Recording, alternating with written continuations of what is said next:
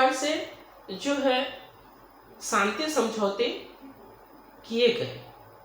अब देखते हैं वर्साई की संधि जो है एक इस युद्ध के दौरान बहुत ही अधिक योगदान देता है, बहुत महत्वपूर्ण है।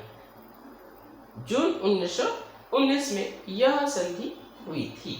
प्रथम विश्व युद्ध के अंतर्गत जो है 28 जून 1919 को जर्मनी से ब्रिटेन, फ्रांस और अमेरिका ने यह शांति समझौता किया था।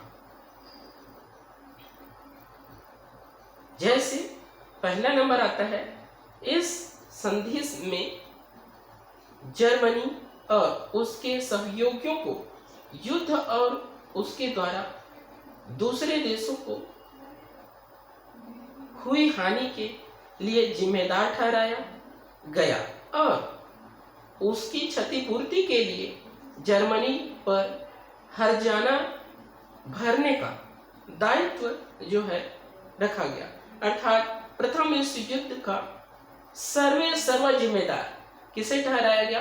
जर्मनी को, और जर्मनी को ही जो है क्षतिपूर्ति या हर्जाना भरने को कहा गया। किसके द्वारा कहा गया? इस युद्ध के विजयी देशों के द्वारा कहा गया, समृद्धिशाली देशों के द्वारा कहा गया। साथ ही साथ जर्मनी ने युद्ध में जितनी जमीन पर अपना अधिकार जमाया था उन्हें उन देशों को वापस देना तय हुआ, जैसे बेल्जियम व फ्रांस। अब इसी के वर्साई संधि के अंतर्गत 1871 में जर्मनी द्वारा फ्रांस से छीना गया अल्सास और लारेन क्षेत्र फिर से फ्रांस को क्या कर दिया गया? लौटाया गया। फ्रांस के इस क्षेत्र को जर्मनी ने क्या कर लिया था? अपने अधिकार में ले लिया था।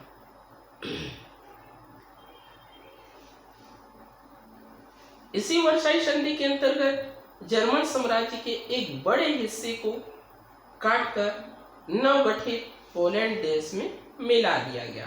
अर्थात इस तरह से जर्मनी के साम्राज्य को और छोटा कर दिया गया। पांचवा नंबर इसी तरह से आता है, इस युद्ध के पूर्व जर्मन साम्राज्य की भूमि से अलग 65,000 वर्ग किलोमीटर जमीन काट करके विभिन्न देशों में को दे दी गई। जर्मन साम्राज्य को और छोटा कर दिया गया। साम्राज्य छोटा हुआ, इसका मतलब यह है कि इस देश की आर्थिक आमदनी कम होगी, आकार या क्षेत्रफल में कमी होगी और राष्ट्र की शक्ति में भी कमी होगी।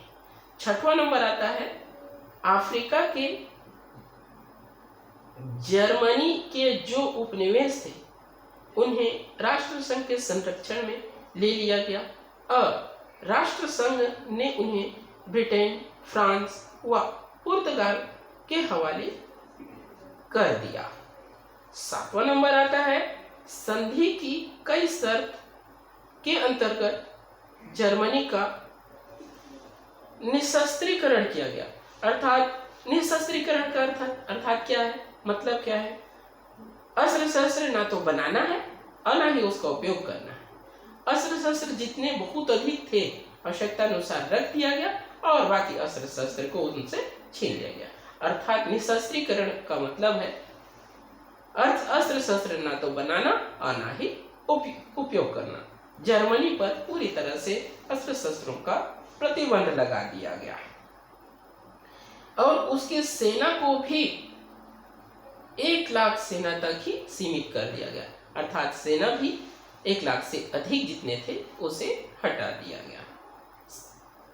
इस तरह से प्रथम विश्व युद्ध के बाद में वर्साई की जो संधि हुई, जर्मनी की आर्थिक शक्ति कम तो कर दिया गया, साथ ही साथ समृद्धिशाली शक्ति के क्षेत्र में भी उसे कमजोर बनाया गया।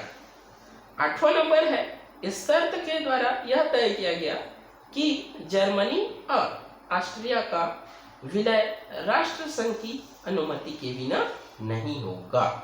यह जो है वर्साई की संधि में इस प्रकार से संधि किया गया था। क्या परिणाम हुआ इस संधि का? राजनीतिक और अर्थशास्त्रियों राजनीतिज्ञ अर्थशास्त्रियों ने इसकी कड़ी आलोचना की कि यह लोकतंत्र और अन्य सिद्धांतों पर आधारित न होकर के विजयी राज्यों द्वारा हारे हुए राज्यों पर थोपी गई अपमानजनक संधि थी। निश्चित रूप से, क्योंकि यह संधि हुई तो केवल विजयी देशों के द्वारा हुआ था, हारे हुए देशों को इसमें सम्मिलित नहीं हुआ था। इस प्रकार से यह संधि, वर्साई की संधि का अपमानजनक आपत्ति किया गया था। जर्मनी को कभी भी चर्चाओं में शामिल नहीं किया गया और उसकी आपत्तियों को दूर किनार करके उसे उस पर हस्ताक्षर करने पर मजबूर किया गया। किन्होंने मजबूर कराया? शक्तिशाली राष्ट्रों ने, विजयी राष्ट्रों ने मजबूर कराया। किसे कराया? जर्मनी को करवाया। तो इस तरह से यह परिणाम आया। इसके विपरीत विजयी देशों की सरकारों ने अपने देशों में जर्मनी के विरुद्ध जनमानस में युद्ध उन्माद पैदा करके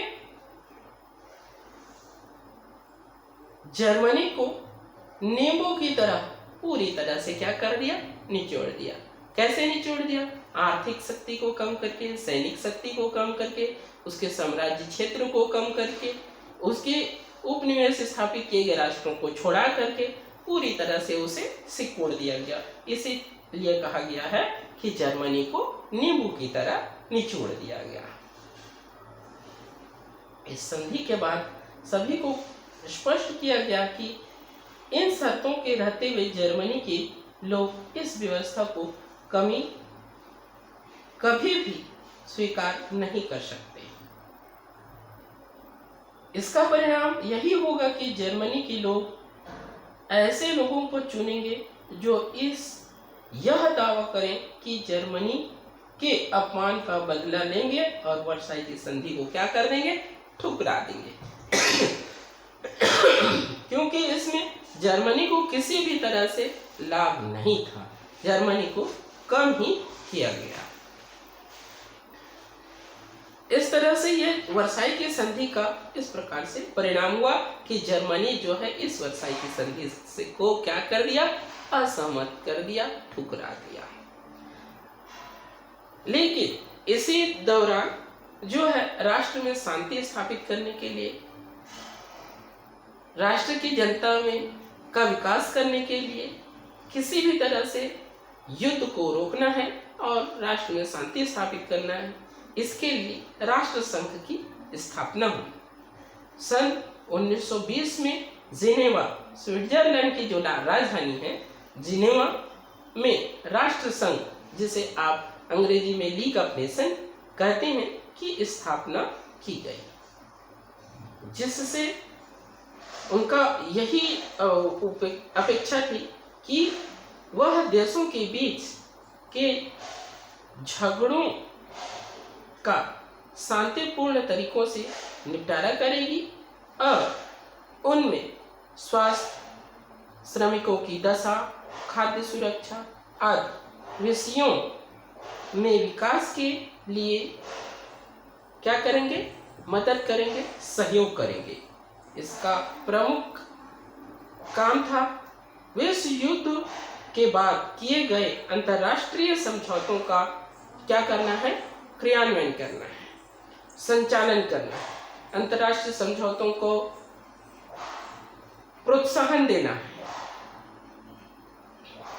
उदाहरण के लिए वर्साई समझौतों के अंतर्गत सार क्षेत्र, जिसे फ्रांस के उपयोग के लिए दिया गया था, और डेंचिंग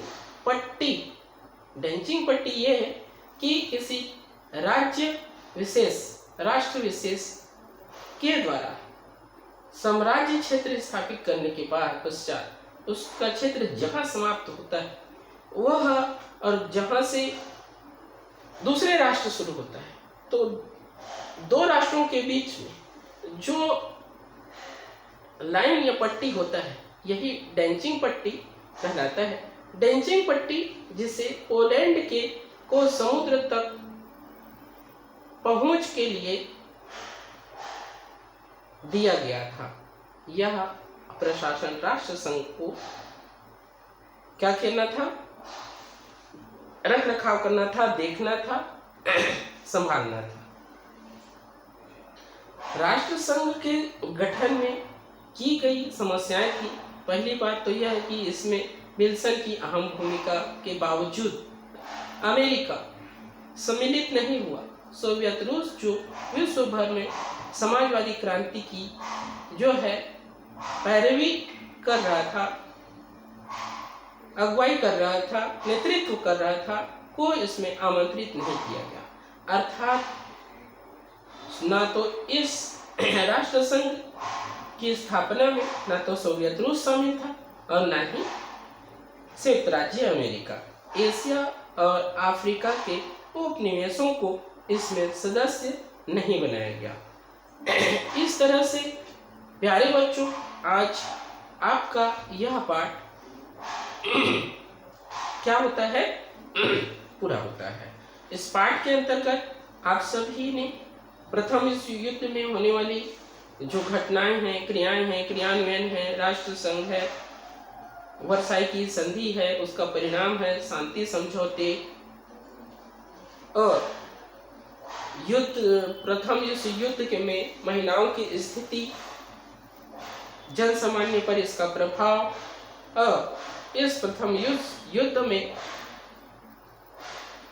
युद्ध के लिए जो नई तकनीकों का उपयोग किया गया उसके बारे में अध्ययन किया।